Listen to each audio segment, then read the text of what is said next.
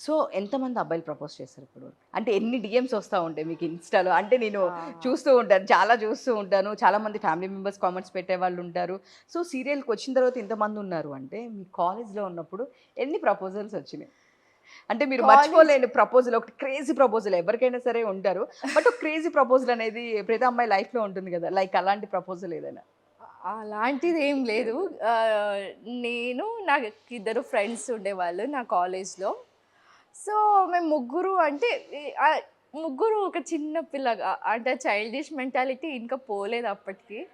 So, మంచిగా ready అయ్యి మేము ముగ్గురే తిరిగేవాళ్ళం క్యాంపస్‌లో అంతా. సో, దాంట్లో ఇది 11థ్, 12థ్ ఇంకా డిగ్రీస్ కూడా ఉండేది. నేషనల్ కాలేజ్ బస్వన్‌గుడిలో నేను చదివాను. సో, అక్కడ చ అంటే అందరి కళ్ళు మా పైనే ఉండేది. అరే! బాగున్నారు కదా! అంటే చైల్డిష్ మెంటాలిటీ ఉండేది కదా! మేము ఫుల్ యాటిట్యూడ్‌గా ఇలా అంతా తిరిగేవాళ్ళం.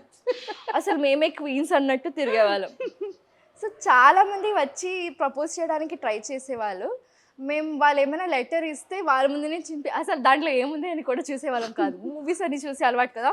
వాళ్ళ ముందేనే ఇలా చింపి ఇలా పడేసేవాళ్ళం. అంటే అంత యాటిట్యూడ్ అన్నమాట మాకు. ఒక్కసారి నా ఫ్రెండ్‌కి ఎవరో ప్రపోజ్ చేయడానికొచ్చాడు. నేను నా ఇంకొక ఫ్రెండ్ తనతోనే ఉన్నాము.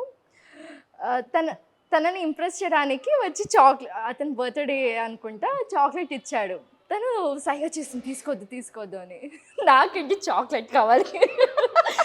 చాక్లెట్ తీసుకుంటున్నా నేను. వాళ్ళిద్దరూ నన్ను తిట్టుకుంటున్నారు.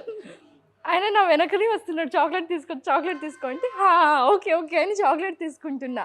తర్వాత తిట్టించుకున్నా వాళ్ళిద్దరి నుంచి.